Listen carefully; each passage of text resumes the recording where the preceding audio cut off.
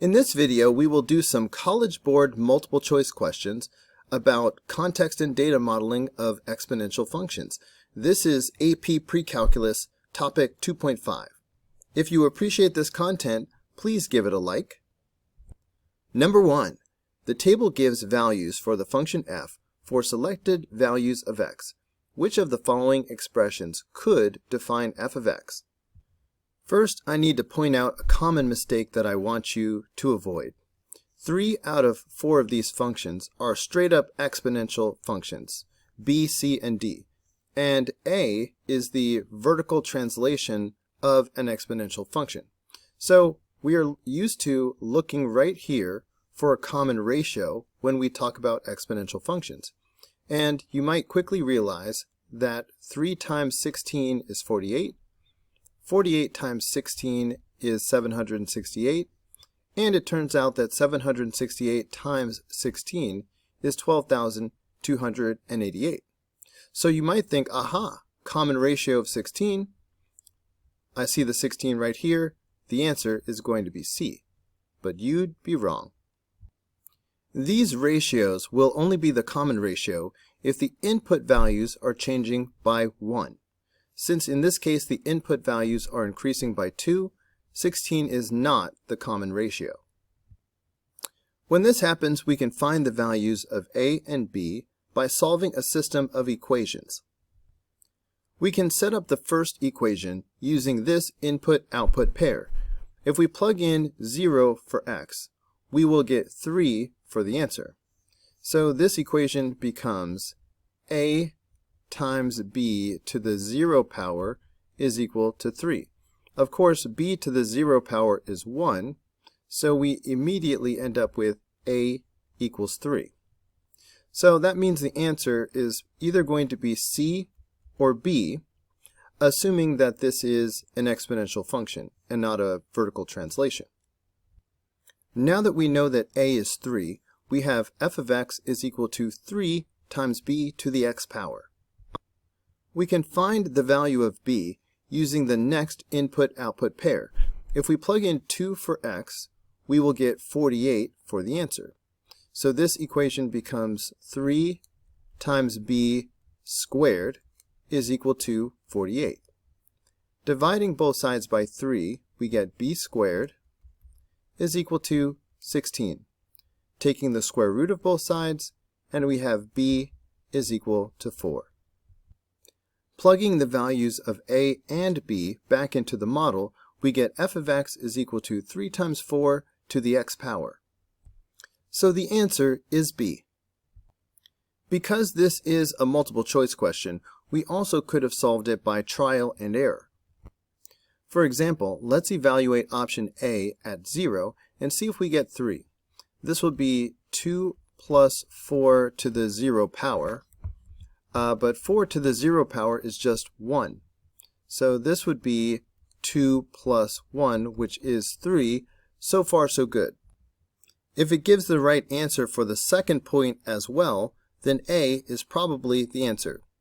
If we plug in 2 for x, we get 2 plus 4 squared. 4 squared is 16. So this is 16 plus 2, which is 18, not 48. A is not the answer. Focus on option B. If we plug in 0 for x, we have 4 to the 0 power, which is 1. 1 times 3 is 3. That's correct. Also, if we plug in 2 for x, we have 3 times 4 squared. That's 3 times 16, which does equal 48. So that's another way to find out that the answer is B. Just to be extra thorough, if you do plug in 2 for x in option C, you end up getting 768, not 48. So that's how you know for sure that C is not the answer. Similarly, if you plug in 2 for x in option D, you end up getting 36, not 48. So the answer is not D. Number 2, the table gives the amount of a certain substance in grams on certain days. The data are modeled by an exponential function f given by f of t equals 2 times e to the r times t power, where t is the number of days since day 0. The constant r is defined as the continuous growth rate of this model. Based on the table, what is the value of r? We can use this input-output pair to solve for r. If we plug in 5 for t, the value of f of t should be 6.315. Now we have this equation. We just need to solve for r. Let's divide both sides by 2. To avoid the possibility of a rounding error, I'm going to leave it like this instead of turning it into a decimal. How do I make this e go away? I can take the natural log of both sides of the equation. The natural log and the base e are inverses and cancel each other out. So on the next step, I will just have the 5r left. 5r equals the natural log of 6.315 divided by 2. Of course, to get r by itself, we just need to divide both sides by 5. If I type all of this into my calculator, I will get the value of r. Type it in, it's going to look like this, and kabam! 0.2299, which rounds to 0.230. So the answer is A. Now I'd like to show you a second method to solve this problem, and you can decide which method seems easier to you. The second method is to find an exponential regression model. So go to your calculator, hit Stat, and hit Enter. We will enter the input values in L1 and the output values in L2. Once you have the data typed in, hit the Stat button, switch over to the Calc menu, and you can either scroll down to option 0 for exponential regression, or you can just hit the number 0. We don't need it for this particular problem, but it's a good habit to store your regression equation as y1. So let's practice. Vars, yvars, enter, enter. That way, if we need it, it's right here. For now, hit enter a couple more times, and kabam! This is your exponential regression model. So we just found this exponential regression model for f of t, but we are also given this model for f of t that involves r. And remember, we are being asked to solve for r. So let's write these side by side. 2e to the r times t power. I want to match these up part by part. I notice that in my exponential regression model, the t is off sort of by itself. Let's rewrite the other model in the same way. We have f of t equals 2 times. When you have a base raised to a product, you can always rewrite it with a power raised to another power. Now that the t is off by itself in both models, we can see that the b value in the regression model is this decimal, and the b value in the given model is e to the r. So these have to be equal to each other. So e to the r equals 1.2585. We can solve for r by taking the natural log of both sides of this equation. The natural log and the base e cancel each other out. So r is just the natural log of 1.2585. Put this in the calculator. Kabam! 0.2299.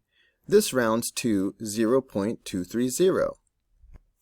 This is the same value we got before, so you can use whichever method seems easiest to you.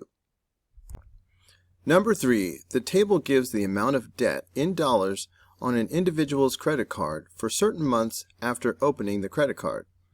Using an exponential regression, y equals a times b to the x, to model these data, what is the debt at month 24 predicted by the exponential function model to the nearest dollar? Assume that no debt continues and that no payments are made to reduce the debt. Hit the Stat button and hit Enter. Enter the input values as L1 and the output values as L2. Once you have all the data typed in, hit Stat and this time switch to the Calculate menu. Scroll down to exponential regression, which is option 0 right after the number 9, or you can just simply hit the number 0. Before you calculate the regression model, always get into the habit of storing the regression equation as y1, just in case we need it later. So hit the vars button, switch to yvars, hit enter, and enter again. Now, if we need it, it'll be waiting for us in the y equals area. For now, go ahead and hit enter a couple more times, and kabam, the regression model is here. When they ask what is the debt at month 24 predicted by the exponential function model, they are just asking us for y at 24. So good thing we stored the regression model as y1. So in fact, on the calculator, it's going to look like this: y1 at 24. We can pull up y1 by hitting the vars button, switching to yvars, hitting enter, and enter again. To evaluate y1 at 24, just put 24 next to it in parentheses. Kabam! Rounded to the nearest whole number, 42,159. Aha! The answer is C. Number 4. The amount of a certain medicine in milligrams in a patient's body t hours after an initial dose can be modeled by the exponential decay function f, given by f of t equals a times b to the t power. An initial dose of the medicine is 10 milligrams, and after 2 hours, the amount in the body is 5 milligrams. At what time t will the amount in the body be 0.01 milligram? Assume that no additional doses of the medicine are given after the initial dose. When they tell us that an initial dose is 10 milligrams, they are telling us the amount at time 0, which is the value of a. So that gives us f of t is equal to 10 times b to the t power. We are told that after 2 hours, the amount in the body is 5 milligrams. We can use this input-output pair to find the value of b. All we have to do is plug in 2 for t and 5 for f of t. At t equals 2, we have 10 times b to the second power is equal to 5. Let's solve this for b. Start by dividing both sides by 10. So we get b squared is equal to 5 over 10, which is 1/2. We take the square root of both sides. So that leaves us with b is equal to 1 over the square root of 2. Now that we know the value of b, we can write the full model. F of t is equal to 10 times 1 over the square root of 2, all raised to the t power. We want to know at what time t will the amount in the body be 0.01 milligrams. In other words, what is the solution to the equation f of t equals 0.01? We can use the graphing calculator to solve this equation. Let's put the left side of the equation in as y1, and let's put the right side of the equation in as y2. When I say the left side of the equation, I'm talking about f of t, which is this. So I will be typing 10 times 1 over radical 2 to the t power as y1. The solution to the equation will be the intersection point of these two curves.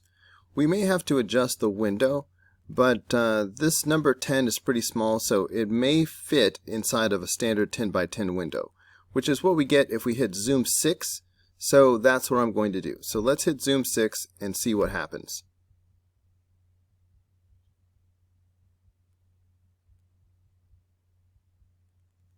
Okay, we can almost see the intersection point. So I'm going to make my x max a little bit bigger, like right now it'll be 10. So hit the window button. I'm going to make it 15, and that should be enough. So let's hit graph again.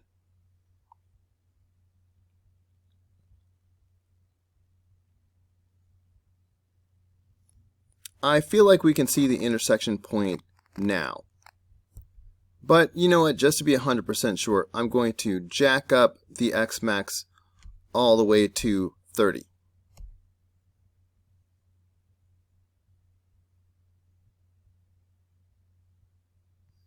Okay, now let's find the intersection point by hitting second trace 5.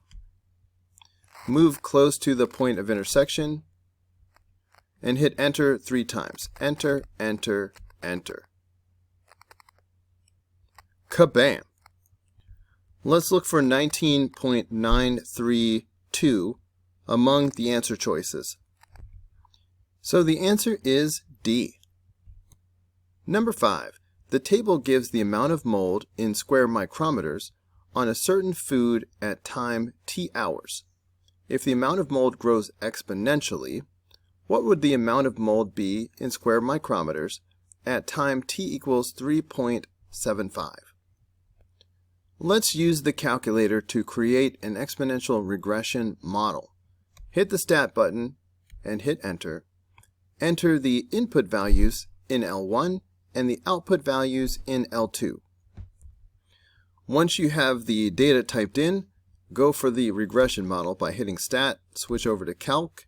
You can scroll down to item 0 for exponential regression, or you could have just hit the number 0. I always recommend storing the regression model as y1 in case we need it later. So hit vars, switch to yvars, hit enter, and hit enter again. The regression model will be waiting for us right here if we need it. Hit enter a couple more times, and kabam! This is the regression model. The question is, what would the amount of mold be at time t equals 3.75? So they are just asking for y at 3.75.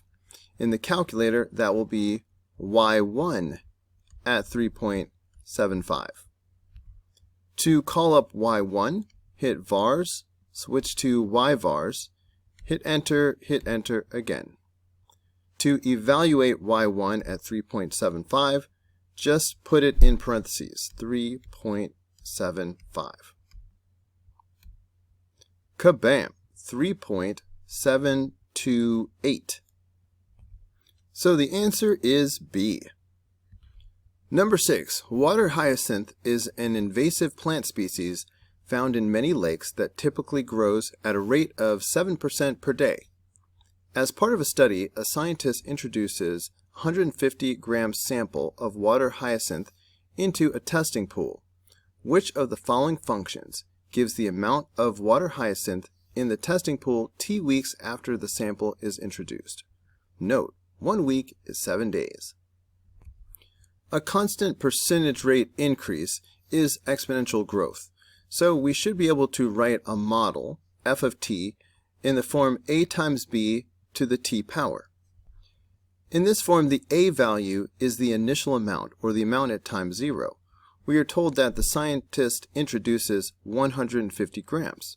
So the a value is 150. That is confirmed that all of the answer choices have an a value of 150 as well. We can get the b value from the 7% per day growth rate. Think of it this way. Start with 100%, and each day we are adding 7%. So that is a growth factor of 107%. However, we need it as a decimal in the formula. So moving the invisible decimal 2 times to the left, we get 1.07 for the value of b. So far we have this. This is a good start, but there is a problem. Because the 7% was 7% per day, right now this t represents the number of days since the sample was introduced. According to the question, we want t to represent the number of weeks after the sample is introduced. So we need to make some sort of a modification. Since these exponents represent the number of days, and we need to save the t to mean weeks, for now let's erase the t's and just put the word days. Now we just need to come up with the easy conversion between days and weeks. The number of days will be 7 times the number of weeks. For example, if we had 2 weeks, that is 7 times 2, or 14 days. But remember, the number of weeks is going to be represented by the variable t. So the number of days can be given by 7t. So let's go back and replace the word days with the expression 7 times t. Now we have an expression for the amount of water hyacinth in the testing pool t weeks after the hyacinth was introduced. However, I noticed that all of the answer choices have t as the exponent all by itself, not multiplied by anything. So let's use the property that we've learned in previous videos, that c to the a times b power is equal to c to the a power all raised to the b power. And that's what we have here. So we have 1.07 to the 7 times t power. We should be able to rewrite it in this format. We get f of t equals 150 times 1.07 to the 7th power all raised to the t power. That matches up with answer D. Hey guys, don't forget to like and subscribe. But also, if you found this video helpful, there's a lot more where that came from. You can click the upper link, which will take you to the whole unit playlist, or you can click the lower link, which will take you to the next video in the playlist. See you there.